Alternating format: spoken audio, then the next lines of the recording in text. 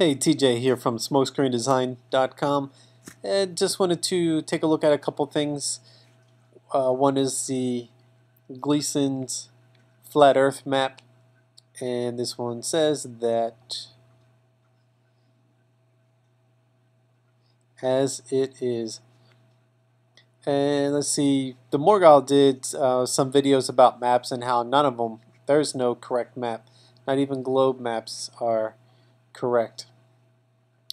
And it's all, they've tried to fit land and water and everything where they can. So what I wanted to just talk about was this Gleason map and just some measurements that I did, and just wanted to kind of see how it worked out, but it doesn't work out very well. No surprise, especially with all the videos and discussions and name calling around maps that's going on today. What I did is I took a line from Los Angeles, which looks like it may not even be in the right place, but I took a line from Los Angeles to Hawaii, and that's roughly 2,500 miles. It's 2,563, and I used that as a base just to kind of see what would happen if I did that. And so then I just took some used that to measure out some different locations, like for example here to Philadelphia, and here's supposed to be Kansas City. Well, this line here is 1,000 miles, and Kansas City should be just a little over 1,000. But we see with this line that it's over by a few hundred miles. Then we have, let me just show you where I'm pulling this data from. So I'm getting it from distance-cities.com, and it's coming from Google Maps, and it's got a straight line which seems to be on a curve, but then it's got driving distance. So that's where I've just been getting some distances from, just something to play around with. So from Denver to Acapulco, Mexico is supposed to be 1,600 miles, and with this line it's about 1,000 miles. Just a little over 1,000 miles, maybe 1,100 miles. So that doesn't work out that well. Kansas City doesn't work that well. Went from Galway, Ireland, and went to New York, and it's supposed to be about 3,070 miles, but it came out to 2,600 miles. Here we have Natal, believe that's Brazil, and took that to Sierra Leone, and it was supposed to be 5,115 miles, and it comes out to be 2,500 miles. And then from Rio de Janeiro up to Cape Town, came out to be, I believe that's just under 7,000 miles. It was supposed to be 3,769 miles, so nowhere close. So even Sierra Leone, like this distance is too short, should be doubled that. So I was curious, what about Natal to Quito, Ecuador? And it was supposed to be 3,015, came out being 3,700 miles. So all sorts of distortions from Concepcion to Hawaii was 7,800 miles, and it was supposed to be 6,823 miles, so that's off by 1,000. Then Concepcion to Tahiti was supposed to be 4,758 miles, but it came out to 8,000 miles. So using this information for distances, and this is assuming that that's correct, but no guarantee that those distances are completely accurate. We don't know. Everything that we have is given to us. So one thing that we can know for sure that many of us have been checking out is that the curve that we're supposed to see and have doesn't line up, doesn't match up. And the only curve people are able to find are those on a horizon. They can never see curve that is going away from them or any other direction except for on a horizon, which is very suspect. It's questionable.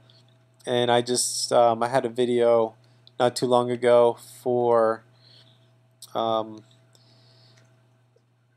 guy that found a curve out in California, and I haven't done a video about that yet, but that curve I estimated is about 6.5 miles. That curve was over a 60-foot drop, which is three or more times of a drop than what it should have been. So I don't think that curve is real. It's just an illusion. But let's talk a little bit about Antarctica. So there's been some controversy around that, and Tiger Dan was saying that flights that go from South America to Sydney fly over Antarctica. Well, my problem with that is I just went to this flight tracker website, and I was just curious because, number one, there are people who say that you won't find flights that fly over the ocean like this. They don't show on the flight tracker, but I found one just the first time I looked the other day just to see, and it was there. Clicked on it, and it was headed there. Schedule was for 13.5 hours, and it was planned for 499 kts, and it was at 473, which is roughly 500 miles an hour. And so the distance was going to be, I don't know what SM is, 7,054. I don't know if that's square mile. I don't know. I don't really know what that is. So I checked this out, and I saw that I was like, well, this is kind of curved down. It's not going over Antarctica. So if it was, I mean,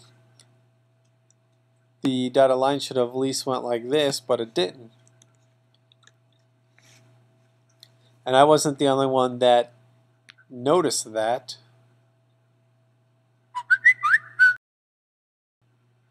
So I noticed that on this Tiger Dan video, Antarctic flights and bad maps really chuff up the flat earth, what now? So when I was just kind of going through the comments, when Tiger Dan first started going this route with the flights over the Antarctic, I took that screenshot and just checked just to see what that flight would do, and it may have been flightradar24.com. So one day ago, this person posted that spent a few days watching the Expedia flights go, and it says grazing 75 degrees south is not going the same as going over the pole. And so then Tiger Dan says, well, why do the flights need to go over the pole to prove that Antarctica exists? And so this guy says, well, your first video showed 12,000 passengers over the South Pole. This is grossly disingenuous. Driving by my garage is not the same as driving into my garage. By the way, I've seen these anomalies with the Flat Earth Map right before the beginning, and when I saw you start on your new Flat Earth Map based on distances and times, I knew you'd end up hitting the wall. However, I did not call you stupid for trying something new. Your attitude is definitely not Christian, and don't use the Bible to justify your actions. So in this video, he talked about this here, using his circle showing Antarctica, and how the flight goes from here and kind of grazes along and then goes up. And this wasn't on the Mercator map. This was on a globe type map. But then, to prove his point, he says that if you go to Google and you search for Antarctica photos from a plane, that you will find all kinds of images that prove that these flights go over the Antarctic. But the problem with that is you're still relying on information from other people. Also, if you look, you see the planes, you see what they're saying is the Antarctic, which, I'm fine with that. But there are planes that fly into Antarctica. So how do you know that these are people going from South America to Australia? How do you know that? Where are you getting that information from? How do you know these aren't flights that are going out of or into the Antarctic? Also, just because you say, well, look, I see a picture here, I mean, there's at least some 20, 50, 100, 300 miles, that proves they're over. No, because you can be on the edge of Antarctica and you can be looking inward to the land and still see this. You can still see this. You could be, say, on the land by 20 miles and you can still see this. What's out the other side of the window? So, Tiger Dan, your information and what you call research is extremely flawed. And is there an Antarctic continent like we're told there is on the globe? We don't know. And so far, I've looked at all the information you provided, and you provided zero evidence that proves that. Is there an ice ring? Don't know. People, I agree with you that people like to jump on the latest information that they can get.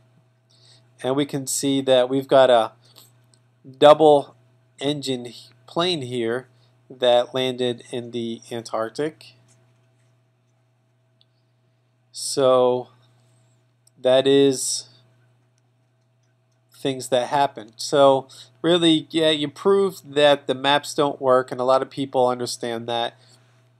And I even saw people who support the globe model say, wait till you get to the south because it just can't work on the flat earth, and that proves that the earth is not flat. But that doesn't prove that the earth is flat, because if you can't find curve, that proves that the earth is not flat. And I'd still like to see anybody prove it otherwise. So that's just some things I wanted to share about Antarctica and the maps that they don't work. And I would like to see, just like everybody else, a map that does work.